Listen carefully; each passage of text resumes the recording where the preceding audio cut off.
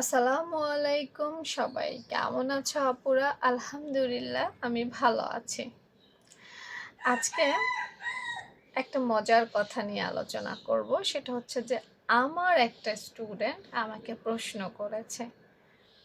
হঠাৎ করে আগের স্টুডেন্ট বলে যে আপু, যে আমার মধ্যে তো তালপাট কাটছে, এখন কি হাতার মধ্যে কাটতেই হবে? মানে কাটতেই হবে কিনা, না কাটলে হয় না? আমার কাছে বিষয়টা খুব মজার লেগেছে, ভাবলাম অন্য আপুদের সাথেও একটু শেয়ার করি। মনে করো কিছু রুলস আছে, কিছু জায়গায় তালপাট কাটতে হয়, আবার কিছু জায়গায় তালপাট না কাটলেও চলে, আবার কিছু জায়গায় এমন প্রসেস আছে, এমনভাবে কাটিং করতে হয় যেখানে ওই তালপাটটা মানে না হইলেও চলে। কিন্তু তুমি ধরো জামার মধ্যে তালপাট কাটছো, তোমার নিয়ম অনুযায়ী তুমি জামাতে তালপাট কাটছো, এখন তুমি হাতার মধ্যে কাটবা কিনা? আরে বাবা, এটা তো পাগলেও বোঝে। জামার মধ্যেও কাটছো, এখন তুমি হাতার মধ্যে কাটবা না? না কাটলে এটা কিভাবে হবে? আমায় একটু বোঝাও। একটা জায়গায় কাটছো আর একটা জায়গায় কাটনি, এটা কি কখনো মিলবে?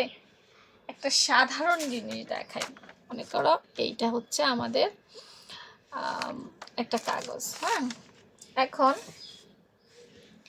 একটা প্রান্ত তুমি সোজা করে কাটলে, এই আমি এটা সরাই ফেলি। হ্যাঁ, একটা প্রান্ত সোজা, আরেকটা প্রান্ত তুমি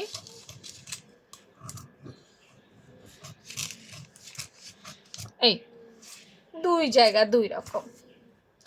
আমাকে বলো তো, এই দুইটা জায়গায় কি কখনো তুমি মিলাইতে পারবা? এটা সম্ভব? বিশেষ বিশেষ আচ্ছা, আমি বিশেষত্বতে যাব না, তুমি নিজে দেখো। তুমি বলতে চাচ্ছ আপু আমি জামায় কাটছি, হাতায় না কাটলে চলবে কিনা?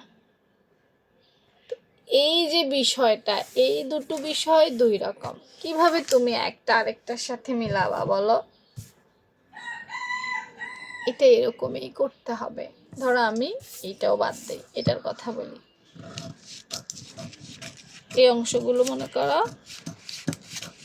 বাঁকা, এই এটা এটা খাপে খাপ হইলে মিলবে।